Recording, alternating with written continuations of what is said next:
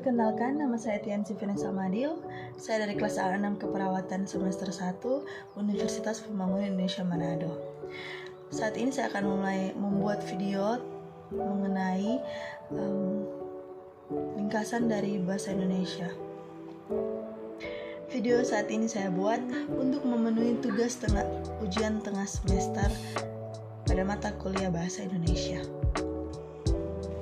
Baiklah, pada saat ini saya akan mempresentasikan tentang ringkasan dari bahasa Indonesia, yaitu yang pertama, sejarah bahasa Indonesia. Nah, bahasa Indonesia ini lahir pada tanggal 28 Oktober 1928.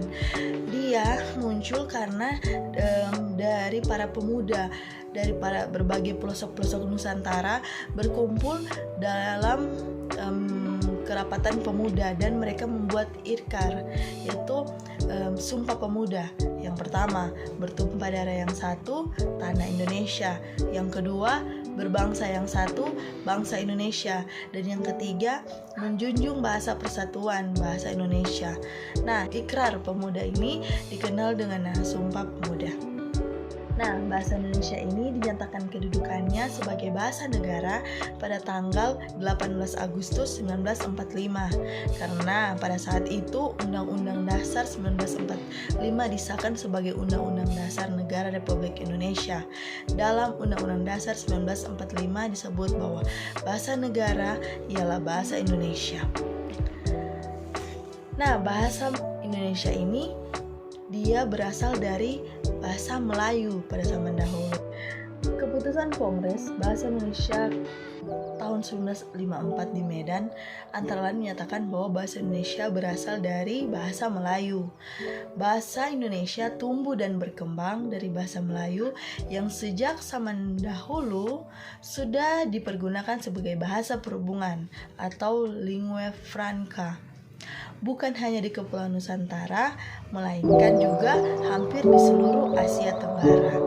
Nah, bahasa Indonesia ini dia berasal dari bahasa Melayu itu sudah sejak abad ke-7. Perkembangan bahasa Melayu di wilayah Nusantara memengaruhi dan mendorong tumbuh rasa persaudaraan dan persatuan bahasa dan bangsa Indonesia.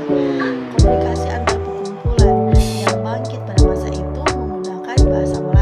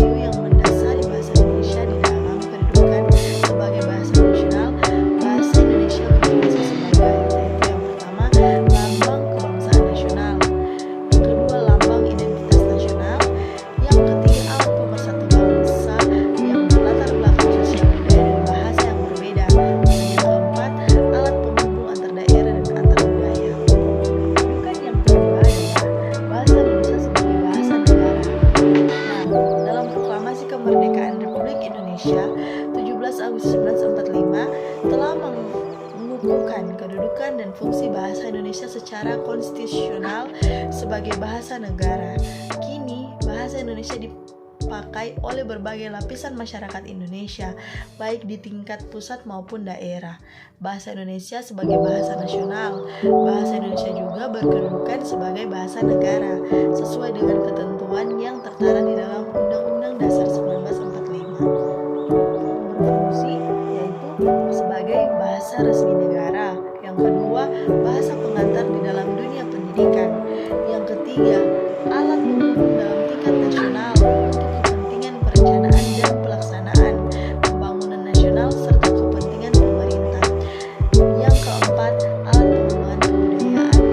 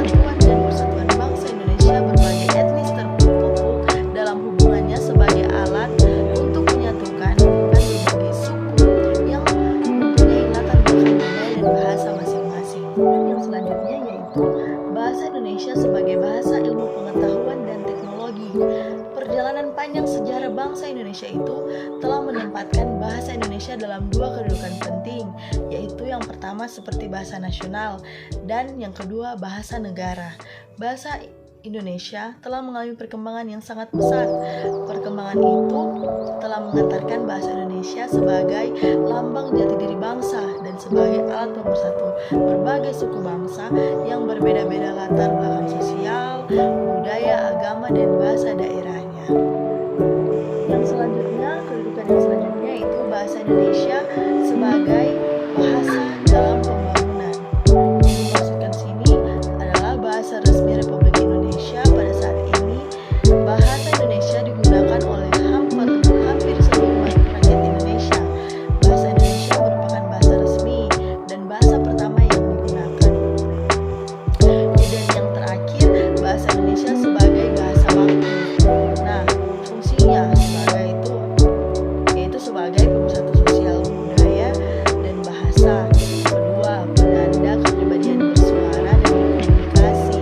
Yang ketiga, menambah kewajiban sebagai pejabat dan intelektual. Dan yang terakhir, penanda acuan ilmiah dan tulisan-tulisan.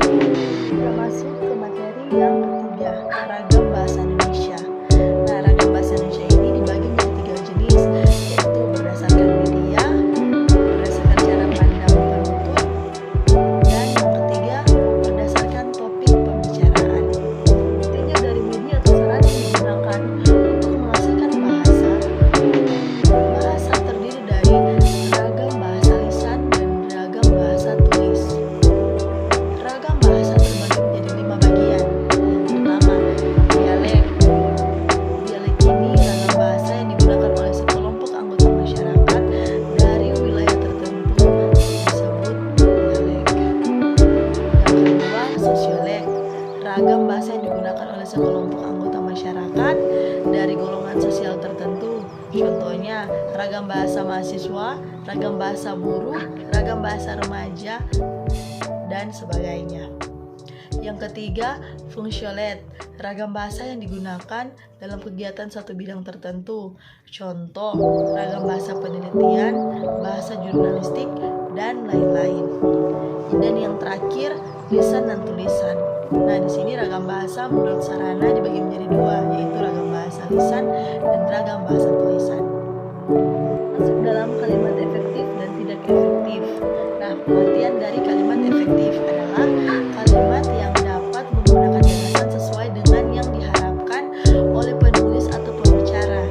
Nah, jenis kalimat efektif ini yaitu kalimat yang resmi, yang selalu dipakai dalam acara-acara atau hal-hal yang penting.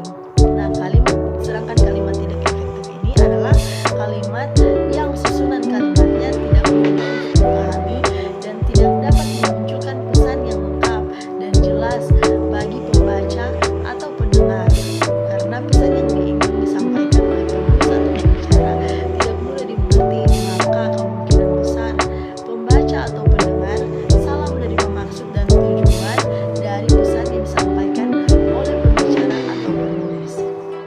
Syarat-syarat kalimat efektif. Ada 6 syarat. Yang pertama, kesatuan.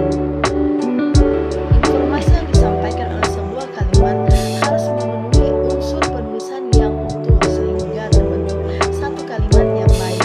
Yang kedua, kehematan. Gunakanlah kata-kata secara hemat, tidak usah ribet-ribet atau terlalu panjang tapi tidak memiliki arti. Yang ketiga, keparalelan. Syarat ini memiliki imbuhan lebih dari satu. Contoh, seorang mahasiswa prodi ilmu keperawatan harus belajar dan berlatih memasang infus. Dan contoh yang kedua, kalimat ini berisi kalimat yang tidak efektif. Contohnya, seorang mahasiswa prodi ilmu keperawatan harus mempelajari dan berlatih memasang infus. Nah, itu kayak terlalu banyak kata. Cukup kata yang memiliki arti dan kata yang hemat. Yang selanjutnya, kelogisan atau suatu ide kalimat dapat dengan mudah dipahami dan penulisannya sesuai dengan ejaan yang berlaku. Yang kelima, kepaduan. Artinya, informasi yang disampaikan tidak terpecah-pecah dan tidak bertele-tele atau sudah memiliki arti tertentu. Tidak perlu menyisipkan kata seperti daripada atau tentang antara predikat, kata kerja, dan objek berderita. Dan yang terakhir, keenam, ketepatan. Seorang penulis harus memperhatikan memilih kata untuk menyampaikan gagasan kepada orang lain, yaitu harus tepat, tidak usah terlalu banyak bertele-tele. Dan yang terakhir dalam materi kita yaitu pemakaian huruf. Tentang huruf, bagaimana cara kita menggunakan huruf. Tentang huruf ini terbagi menjadi huruf abjad, huruf vokal, huruf konsonan, diftong, gabungan, huruf konsonan, huruf kapital, dan huruf tuan.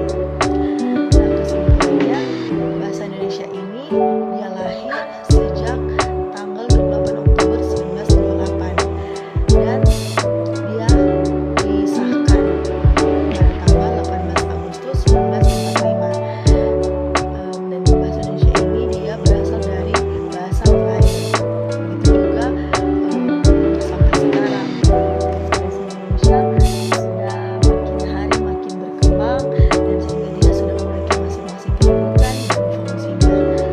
Dan saran untuk kita agar kita menggunakan tutur kata bahasa kita dengan baik dan benar dan dapat berguna bagi masyarakat dan negara. Halo teman-teman, perkenalkan nama saya Nisa Fadil. Saya dari kelas A6 Keperawatan semester 1. Nah, di sini saya ingin mengajak teman-teman untuk bergabung bersama kami di Universitas Pembangunan Indonesia Manado. Di sini kalian tenang saja, kalian mahasiswa-mahasiswa akan menjadi mahasiswa-mahasiswa yang aktif dan juga pasti memiliki banyak sekali pengalaman yang bisa berguna bagi bangsa dan negara. Nah, untuk itu janganlah ragu-ragu. Jika masih bingung, pilihlah universitas kami, yaitu Universitas Pembangunan Indonesia Manado. Jangan salah pilih ya. Terima kasih.